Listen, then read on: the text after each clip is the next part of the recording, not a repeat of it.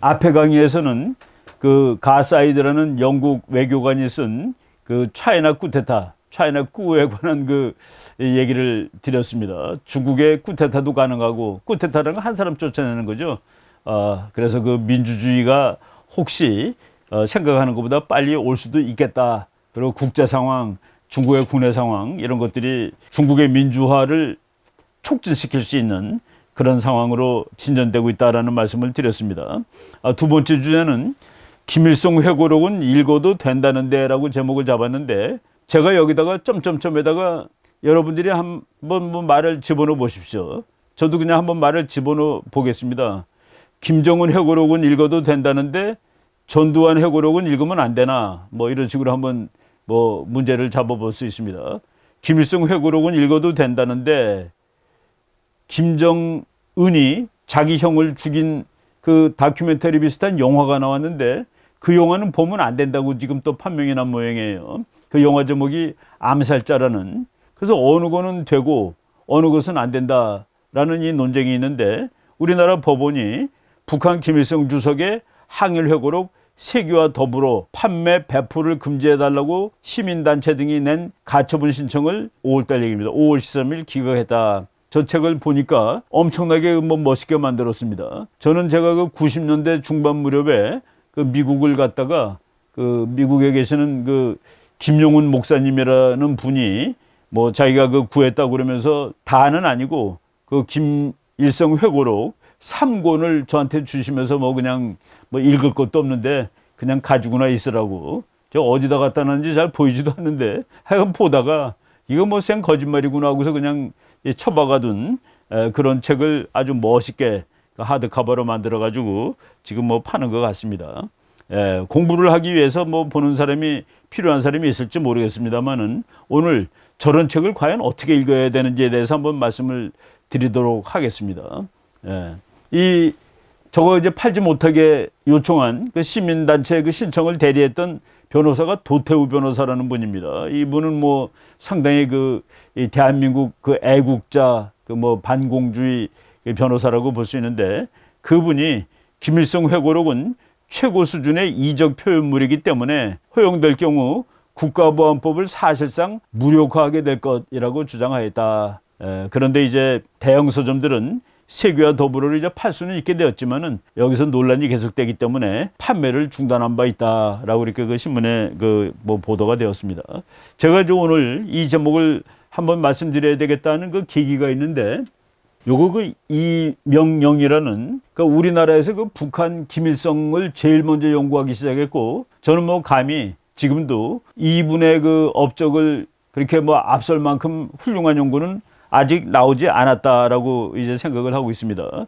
요분이 그 이명영 교수고, 제가 이제 뭐 이분 책을 이거 말고도 여러 권을 읽었는데, 이 책도 옛날에 나왔던 책을 요번에 이런 그 논쟁이 생기면서 다시 이제 나왔던 책입니다. 마침 제 유튜브 방송을 이렇게 경청하는 그 젊은 분인데, 지금 그 미국에서 이제 공부하고 있는 최시로라는 젊은입니다. 이 사람이 그 이명영 교수의 외손자라고 그러더라고요. 그러면서 자기 그 외할아버지인데, 저를 이제 드문드문 본답니다. 그래서 이 메일을 보냈더라고요.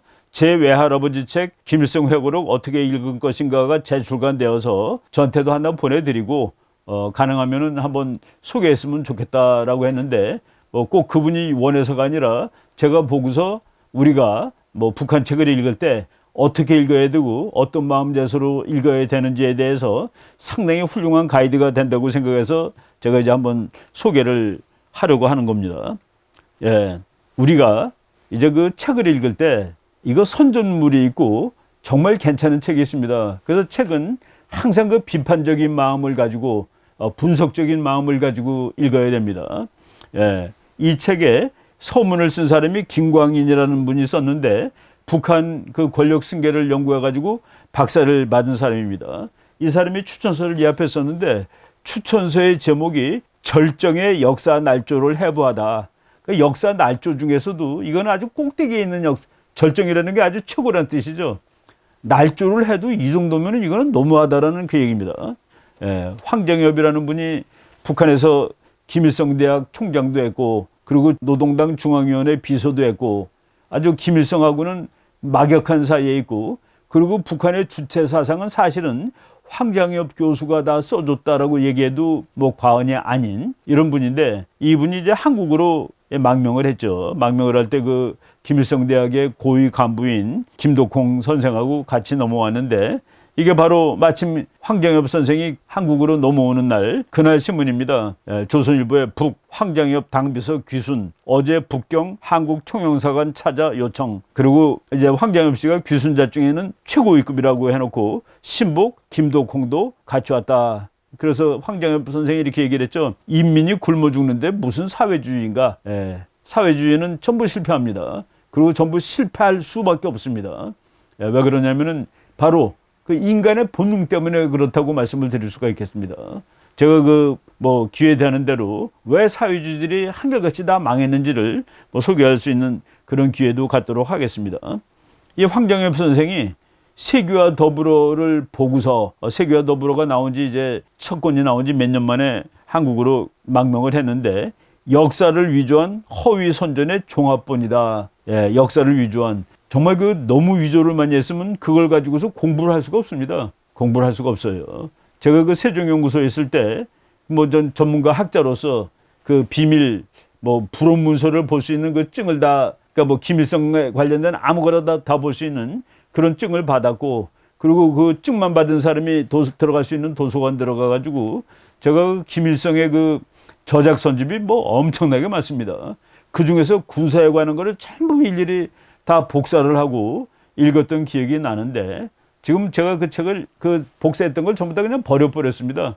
별로 그 가치가 없다라는 생각이 들어서. 그런데 이 세규와 더불어가 지금 대한민국에 2021년 봄에, 늦은 봄에 이제 출간돼 가지고 서점에 나가게 됐는데, 그 몇 개만 그냥 보겠습니다. 몇 개만. 이 책을 읽는 방법, 이 책에서 제가 인용을 한 겁니다.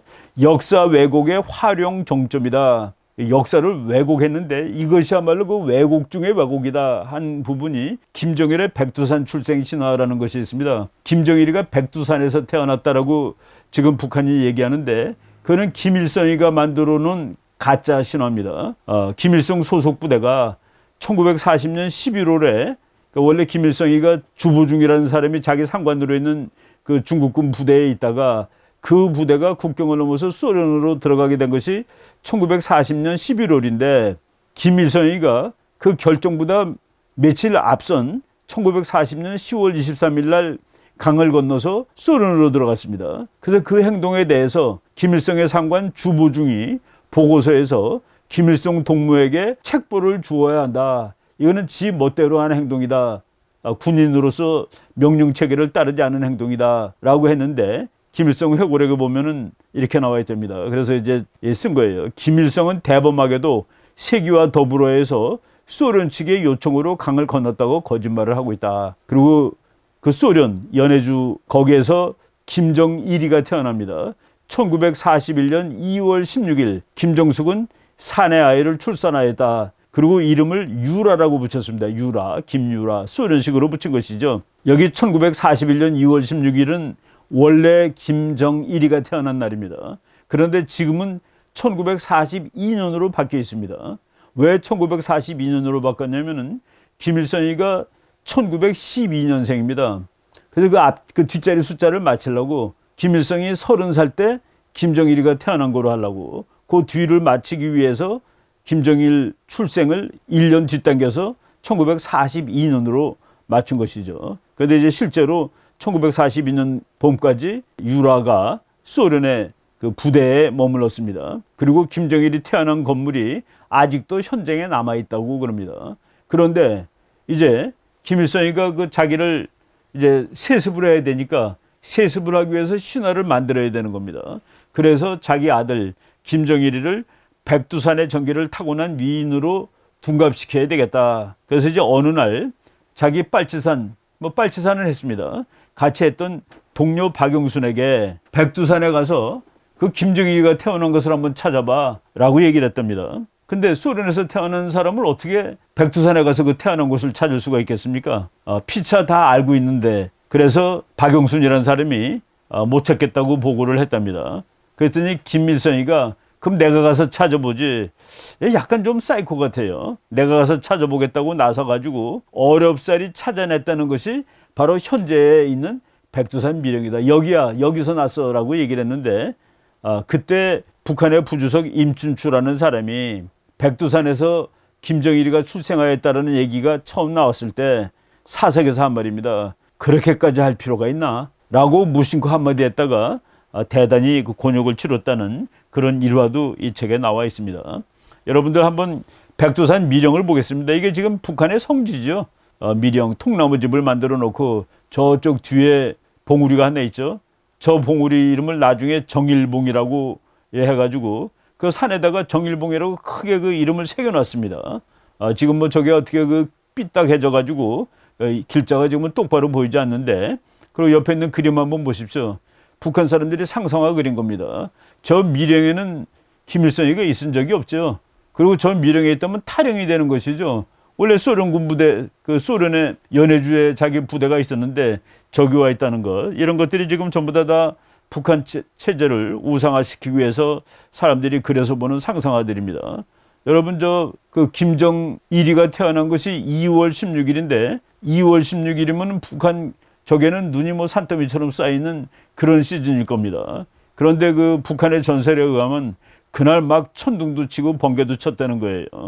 2월달 눈 쌓였을 때 천둥 번개가 치는지 잘 모르겠는데, 그리고 정일봉의 꼭대기에서부터 저 미령까지 직선거리가 216m랍니다. 무슨 뜻입니까?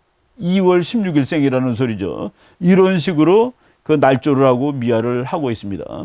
그래서 그것이 날조 미화라는 것은 우리나라 신문, 우리나라 방송에서도 났는데 지금 최근에 방송하고 1990년대에 방송하고 다르다는 것을 제가 참 이 자료를 보면서 정말 그때는 지금하고 달랐구나라는 생각을 하고서 이제 봤습니다. MBC 뉴스 1996년 4월 2일자예요. 그 4월 2일자 그 방송 기사 제목이 북한 백두산 기암 절벽에 김정일 우상화하는 정일봉 공사 중 해가지고 김재철이라는 주일 특파원이 그 보도를 한 그런 내용입니다. 제가 잠깐 읽어보겠습니다. MBC 뉴스가 입수한 화면입니다. 북한 주민들은 도탄에 빠져 있는데도 북한 김정일은 민족의 영산 백두산 기암 절벽에 자신을 우상화하는 거대한 정일봉을 조작하고 있습니다. 그래서 도쿄의 김재철 특파원이 보도합니다. 특파원이 그렇게 얘기를 했어요. 황제의 묘지 피라밋 건설 현장에 버금가는 북한의 김정일봉 공사 현장입니다. 설계사와 석공 그리고 수천 명에 이르는 작업인부들이 움직임이 군사작전을 연상시킵니다. 2월 16일 김정일 생일에 맞춰 1800고지, 그 높이가 1800m 되는 산입니다. 기암절벽에 정일봉 세 글자가 모습을 드러내고 인민들은 김일성에 이어 김정일에게도 대를 이어 충성토록 강요당합니다. 선전 화면에는 군대 경험도 없는 김정일이 동서고급을 통해 가장 탁월한 군 지도자로 강조되고 있습니다. 전력과 전술에 통달하고 있으며 권총이든 장총이든 쏘는 대로 백발백중인 것으로 묘사되고 있습니다. 이거는 소설에도 모속하는 얘기들을 하는 겁니다. 바로 이와 같은 일을 한 김일성의 회고록을 지금 대한민국의 국민들이 이거를 읽어도 괜찮다. 그 괜찮다는 논리가 뭔지 모르겠습니다. 이거 다 거짓말인지 국민들이 아니까 읽어도 괜찮다는 소리인지 이건 잘 모르겠습니다만은 그것 때문에 논쟁이 있는 것이죠. 또 국방상 최강가, 이을솔 호위 총국장, 그리고 백학립 사회안전상 등 세 사람이 오진우 사망 이후 북한 군부의 최고 실세로 등장했음을 보여주는 화면도 공개됐습니다. 뭐 이런 거는 뭐 그냥 쭉 나가는데, 그때 이것을 발표했던 그 앵커가 엄기영 앵커였습니다. 이렇게 이제 북한이 날조했다는 것이 우리나라 방송에 나오는 거예요. 그러니까 미령이라든가 정일봉 같은 거는 대한민국이 다 아는 그 날조인데, 그 얘기가 이제 김일성의 그 회고록 세기와 더불어에 다 나와 있는 것이죠. 또 유명한 날조 중에 하나가 보천보 사건이라는 게 있습니다. 북한에서는 뭐 대단한 전투라고 알려져 있는데, 뭐 대단한 전투는 아니고 물자 보급 투쟁의 일환으로 보천보 경찰 주재소와 관공서에 불을 지르고 총을 난사한 뒤 식량과 물자를 노획해서 철수한 것이 전부인 보천보 사건도 뭐 엄청나게 큰 그 군사적 업적으로 이렇게 그 기록이 돼 있다라고 합니다. 황정엽 씨가 김일성 바로 옆에 있기 때문에 뭐 와서 많은 것을 증언했는데 김일성 본인도 1970년대 초까지는 만주에서 총질 좀 하기는 했지만 크게 한 일은 없다라고 입버릇처럼 대내었다. 예, 뭐 총은 좀 쏴봤 적이 있지만은 그것도 총질이라고 썼습니다. 만주에서 총질을 좀 하긴 했지만 크게 한 일은 없다. 그런데 그 회고록이 문제가 되는 것은 북한이 그 일본하고 싸운 모든 싸움이 자기 혼자 싸운 싸움이 되는 겁니다. 항일은 전부 다가 모두가 다 항일 투쟁 수많은 사람이 했습니다만은 그 모든 것이 다 김일성이 한 거야 라고 해서 문제라는 그 얘기죠. 예, 이명용 교수는 뭐 제가 그분 책을 뭐 많이 읽었습니다만은 하여간 성균관대학교 교수하고 서울대학교 정치학과를 졸업한 그 북한 연구의 1세대 학자들입니다. 1세대. 지금 뭐 2세대, 3세대 해가지고 북한 연구하는 사람들이 많이 늘었습니다만은 저희 가르친 선생님들하고 다 이렇게 뭐 학교 같이 다니고 그런 세대 학자들인데 김일성이가 가짜라는 사실, 김성주라는 사람 또 그리고 과거에 김일성이라는 전선적인 인물들 이런 데 대해서 아주 그 폭넓은 그리고 깊이 있는 그런 연구를 했던 분입니다. 그분이 썼던 책 중에서 제가 아주 그 뭐 재밌게 읽고 감동 깊게 읽은 책이 권력의 역사, 조선노동당과 근대사라는 책인데 이것도 그 김일성 그 북한 정권에 대한 아주 그 좋은 책이라고 오래된 책입니다. 하여간 그 북한을 공부할 때 그 최근에 나온 좀 이상한 책들 거기에 너무 이제 신경 쓸 필요가 없다라고 저는 생각을 하고 있습니다. 이명용 교수 이 책을 그 최근에 나온 책을 보니까 거기에 그냥 우리 그 후세 학자 그리고 뭐 대한민국의 국민들로서 감명 있게 새겨들을 그런 말들을 많이 썼는데 그거 몇 가지 한번 읽어드리겠습니다. 우리나라의 역사, 조선의 역사를 무비유환의 나약한 역사, 무비유환, 방어를 하지 않았기 때문에 환란이 생긴 유비무환이 원래 맞는 말이죠. 준비를 잘하면은 환란이 발생하지 않는다. 근데 우리는 준비를 안 해가지고 환란이 발생한 나약한 역사입니다. 선진 열강들이 앞다투어 밀어닥칠 때 나라를 지킬 병력은 고작 8천을 넘지 못했다. 여러분 조선이 우리나라 민족의 역사 중에서 땅 넓이는 아마도 거의 제일 넓은 나라일 겁니다. 고구려 그 고대에 고구려가 뭐 더 넓었다라고 주장할 수 있겠습니다만은 그 확인된 넓이로 조선보다 큰 나라는 없습니다. 조선은 지금 대한민국보다 2배도 넘는 나라입니다. 땅 넓이로. 그런데 이 큰 나라 그리고 큰 나라가 역사도 깁니다. 500년이 넘었습니다. 왕조가. 500년도 넘고 그리고 우리가 삼천리강산이라고 그러죠. 땅 넓이도 지금보다 훨씬 넓었으니까 삼천리죠. 그 삼천리강산에 500년의 역사에 그리고 인구가 2천만이었습니다. 그런데 그렇게 인구도 괜찮고 그런 나라가 군인을 8,000명도 안 갖고 있었다는 게 도대체 말이 되는 얘기냐라는 그 얘기를 이명용 교수도 이렇게 적고 있는 겁니다. 더군다나 그냥 평화롭게 500년을 살다 보면은 뭐 그럴 수도 있다 하지만은 임진왜란 병저호란을 거치고 나서도 나라를 지킬 대비를 하지 않았다라는 그 애통함을 이제 말씀하고 있습니다. 그리고 현재 남북한의 상황을 모순이라고 이분이 기록을 했는데 참 그 의미 있는 말이라고 생각을 했습니다. 굶주림과 군사강국이란 보통은 잊기 어려운 모순이다. 북한 얘기하죠. 북한 사람들 굶고 있는데 북한이 뭐라고 그럽니까? 강성대국이라고 그럽니다. 군사강국이라고 해요. 굶주림과 군사강국은 보통은 잊기 어려운 모순이다라고 얘기를 했습니다. 그리고 또 모순이 뭔지 아세요? 포식하는 쪽이 굶주리는 쪽의 사상이론에 감염되어 팔을 걷어붙이고 나선다는 것 역시 모순이다. 포식하는 쪽이 뭡니까? 우리나라는 배불리 먹는 나라입니다. 그래서 포식이라고 썼어요. 한국 사람들 정말 잘 먹죠. 그런데 잘 먹는 나라 쪽이 굶주리는 쪽의 사상이론에 감염되어 팔을 걷어붙이고 나선다는 것 역시 모순이다. 배고픈 나라가 폭탄 만드는 것도 모순이고 잘 사는 나라가 가난한 나라의 이데올로기에 빠져가지고 팔 걷고 나서는 것도 모순이다. 더더욱 사태를 악화시키는 요소는 남한의 김일성, 김정일 부자 정권을 동경하는 세력이 주사파죠. 엄존한다는 사실이다. 예, 어떤 사람이 그래요. 정치가가 요즘 세상에 공산주의자가 어디 있어요. 빨갱이가 어디 있어요. 정말 그거는 이 세상을 좀 정확히 관찰을 하시고서 해야 되는 말입니다. 김정일, 김일성 부자 정권을 동경하는 세력이 엄존한다는 사실이다. 예. 이분이 이 책 소련의 마지막에 이렇게 썼어요. 옛부터 땅이 작다고 하여 소국이고 인구가 적다 하여 소국인 것이 아니라 소인배들이 많으면 소국이라고 했다.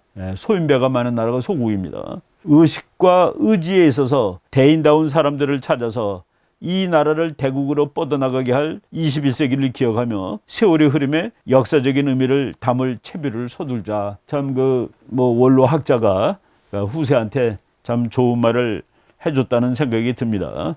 이 책 새로 나왔는데 제가 말이죠 권유를 하겠습니다. 정말 김일성의 세기와 더불어를 읽고 싶으신 분은 그거 다 읽고 이거를 반드시 꼭 읽으셔야 됩니다.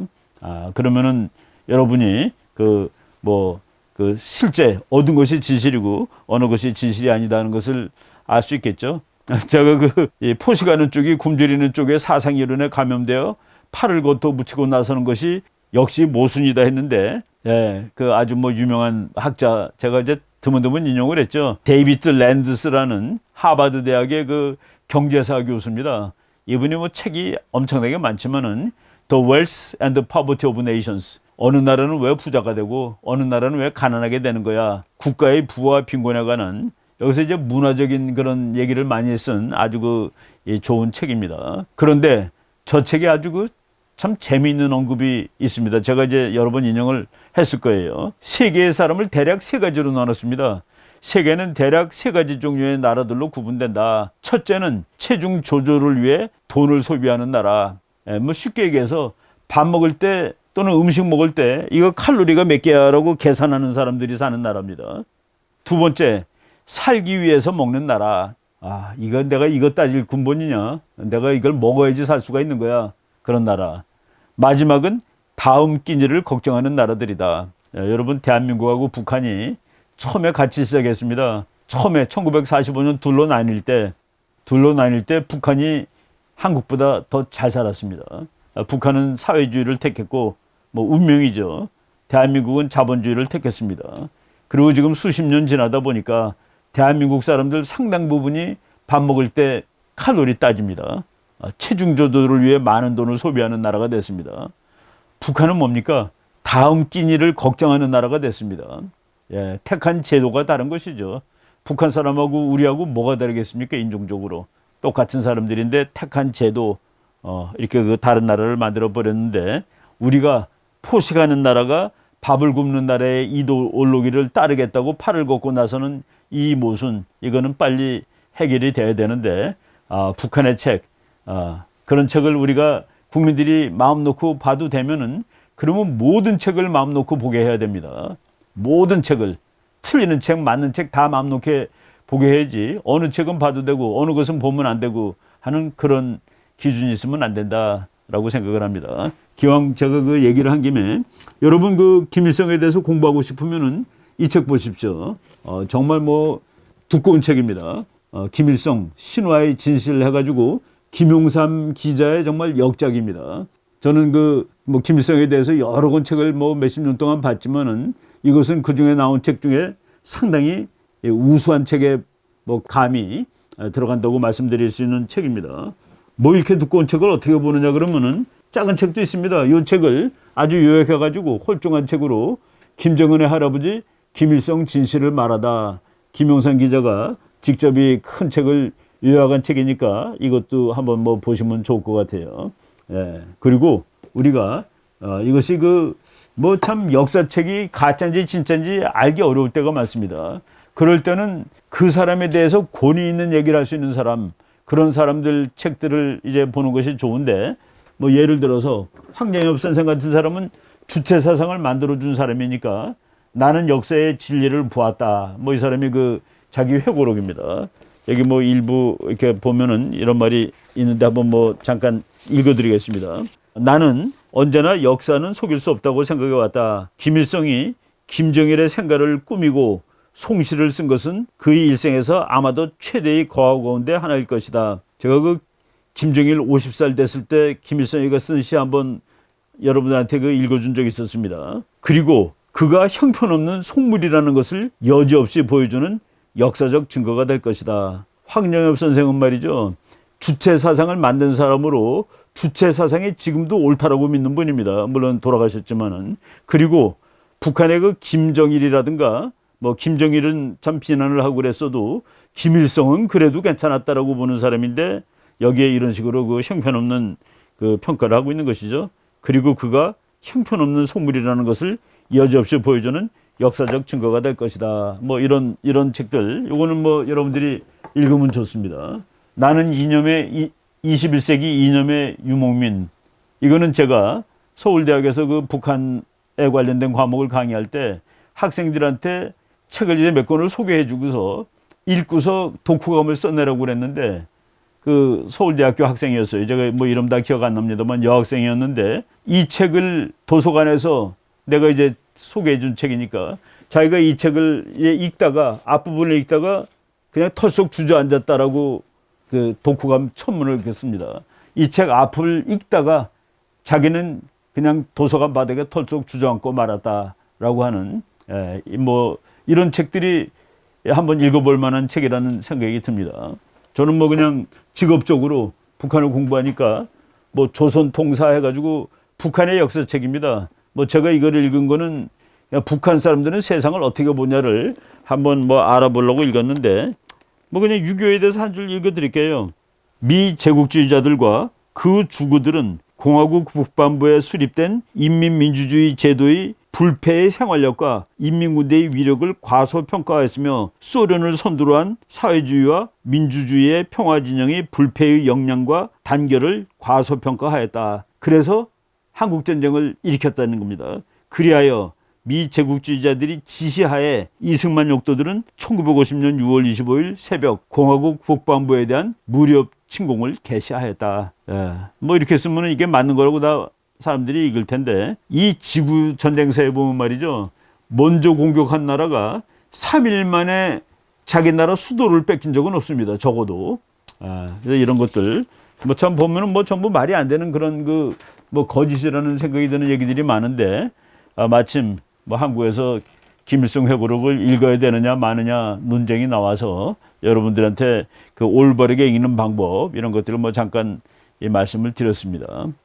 뭐 북한 관련된 책들 뭐 다 좋습니다. 그렇지만은 그것을 읽을 때는 그 예리한 눈을 가지고 크리티컬 마인드를 가지고 읽어야 될 것이다 라는 식으로 말씀을 드렸습니다. 그리고 북한 책은 이제 옛날에 나온 거 새로 나온 거 읽어보면 서로 다 다릅니다. 똑같은 사건이라도 그러니까 무엇을 강조해야 되느냐에 따라서 이렇게 바뀌는 것이죠.